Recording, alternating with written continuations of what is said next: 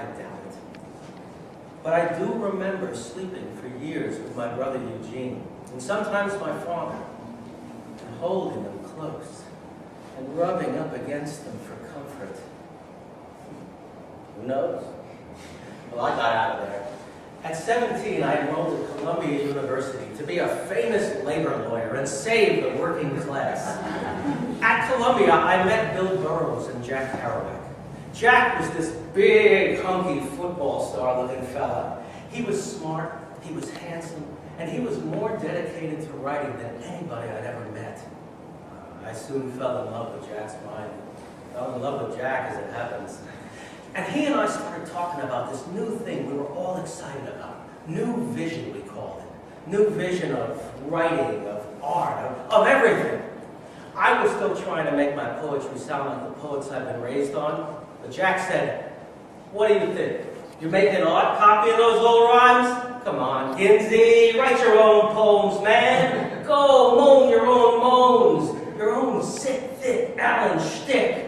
Find your own confused heaven muse and make her sing for you. Shout it out, give it out, cry it out, long out. Go, go, go, crazy Jew boy." Look, Jack, maybe you can do that. I mean, you're a genius, but I'm only posing. I'm empty. I haven't had a single original thought in my whole life. It was true. I hadn't lived. I'd go running over to Bill Burroughs' apartment, bemoaning my fate. Bill had been in analysis, and he played Freud to my painful free associations.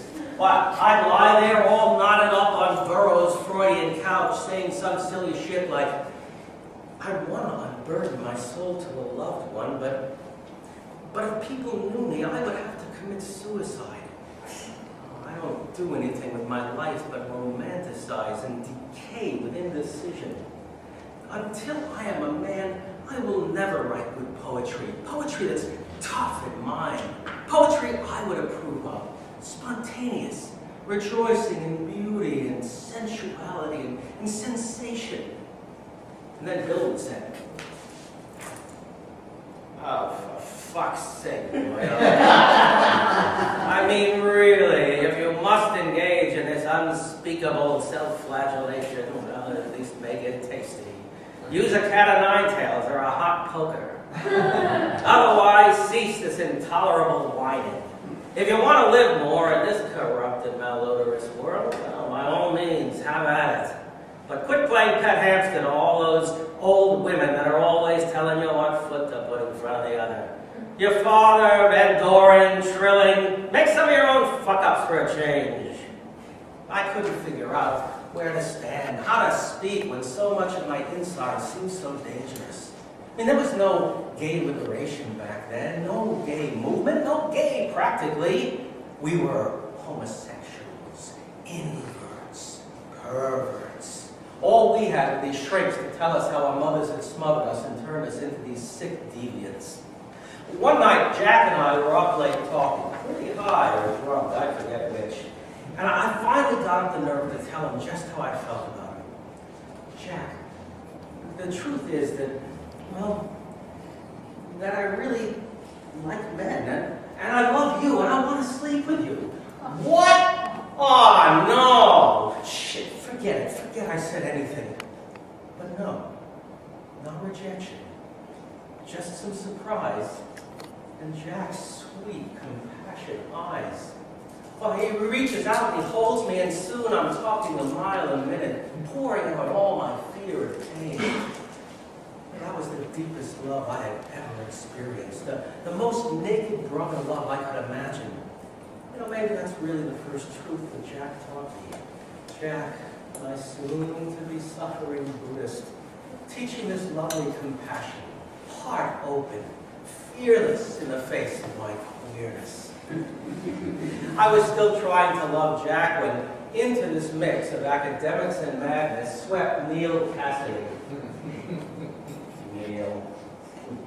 Street boy of Denver, ethereal spirit, bright as moving air, blue as city dawn, happy as light released by day across the city's new buildings. Pleasure! No! More than pleasure. ecstasy to make a humble acquaintance. That is to say, grateful as gods, golden angels, to finally meet great Ginsberg, whom Jack praises morn and noon and dark midnight.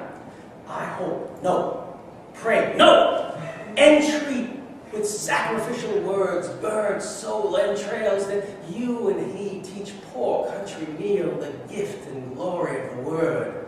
Eternally in your debt, I can assure you, although truth be told, I have been known to overstate a debt, so be on your guard, little brother. Neil must be watched at all times. Neil Cassidy was my animal. He brought me to my knees and taught me the love of his cock and the secrets of his mind. It was so wonderful to finally have somebody to love, a soulmate to whom I could tell all my secret thoughts. But Neil was too restless to stay bound to any one person or place, and so was back off to Denver in a heartbeat, leaving me to pine and ache. To chase after him to Denver only to have my heart twisted again and again. So, back to New York, broken-hearted and tormented. Naomi and Louie were separated by then, and she was living up in the Bronx with her sister Eleanor. She started taking painting classes, trying to express herself, and her mandolin gone, all the strings broken in her head. She tried. But she started going upstairs and ranting at Eleanor for hours. And then she started kicking her. And, well, the relatives called me, "She's getting worse!" And I was the only one left. So, back to the hospital. I called the police. They drove her off at 4 a.m. to some Bellevue in the night downtown. Gone to the hospital forever. Mama went to Pilgrim State that time. The doctor, afraid she would finally murder her mad self. Mr. Ginsberg, I really must recommend that.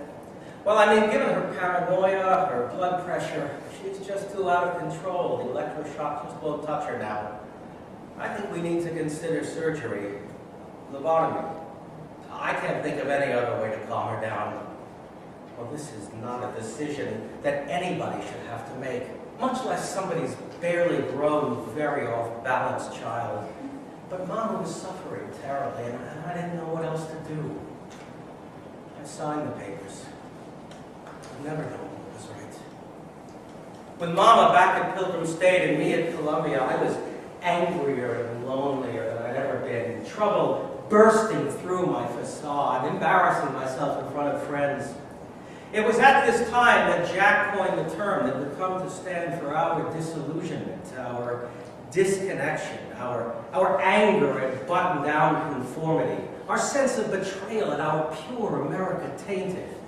All that suffering, the mad, the impoverished, the hollowed out, the junkies and faggots. Jack said, "Oh shit, this is nothing but a beat generation." And that fit. Beat. Beaten down, beaten up, beatific, browbeaten and weary of the treadmill to fit in when our minds were too alive to think within the lines. And still I couldn't find my own voice in my poetry. I was reading Blake at this time, searching for some mystic consciousness to help me break through when, one afternoon, lying in bed, I suddenly heard a voice.